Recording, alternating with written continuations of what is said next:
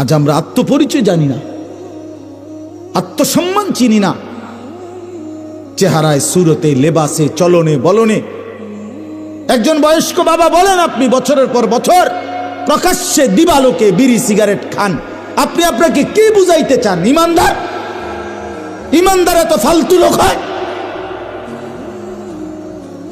কথায় কথায় 60 বছর বয়স গালি দেন, কি বুঝাইতে চান আপনারে?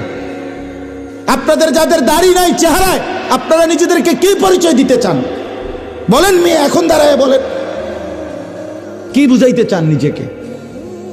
ইমানদার এমন হয়? 1450 বছরের ইমানদার এমন ছিল? তা আপনি আপনার কি বুঝাইলেন?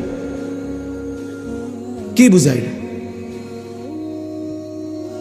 বলেন? মুসলমান যাদের ছেলে নামাজ পড়ে না, মেয়ে নামাজ পড়ে না, স্ত্রী পর্দা করে না, এই বাপ, আপনার ফ্যামিলি এটা মুসলমানের ফ্যামিলি? ওই ছোট বাচ্চা কয় জিনা, এই বাচ্চা বুঝছে এই কথা, সে নিজের থেকে বলতেছে জিনা। এদ্দুর দিমাগ তো থাকা উচিত, যেটা আমার কিসের ঘর? আমি না মুসলমান তো আমার ছেলের এই হালাত কেন? আমি না মুসলমান তো আমার বউয়ের এই হালাত কেন? এদ্দুর দিমাগ যদি কোনো মানুষের মাথায় না থাকে তো তার দিমাগ আছে কিনা এটাই তো সন্দেহ।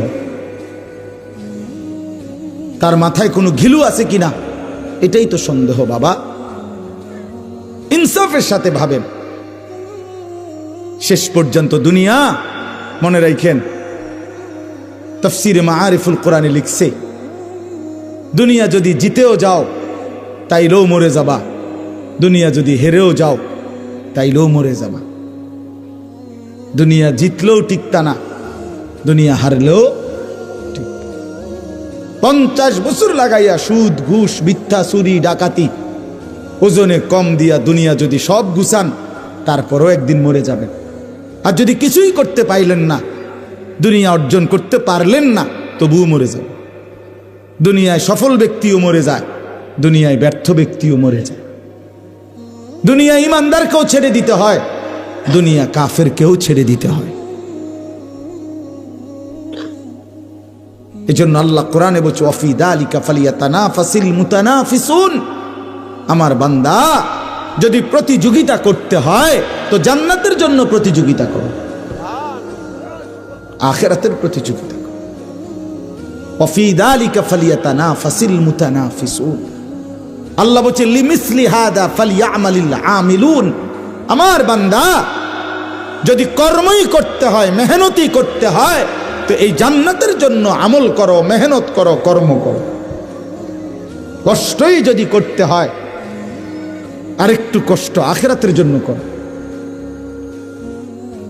আরেকটু কষ্ট করো, আরেকটু কষ্ট, আরেকটু হিম্মত করো। লিমিসলি হাদা, এই জান্নাতের জন্য। এই জন্য বাপ, বন্ধু, ভাই, আমি অনুরোধ করলাম, আমরা ভাবা দরকার। আমি ব্যক্তিগতভাবে ওয়াজকে বহুতই পবিত্র মনে করি। আমার দিল এটাই কথা, আমি চাই আমার দিল বলি, অন্তর থেকে বললাম, আমরা নিজের পরিবর্তন দরকার। একটা মাহফিল হইছে, 3 জন বক্তা দাওয়াত দিলাম, অনেক কিংবা হয় নাই, এর কোনোটাই সফলতা ব্যর্থতার তেমন কিছু না। মূল বিষয় হলো আমার দিলের হালাত কি, অন্তরের মধ্যে কোনো নড়াচড়া হয়েছে কিনা, এটা হলো দিলের বিষয়, এটা হলো মূল বিবেচ্য বিষয়।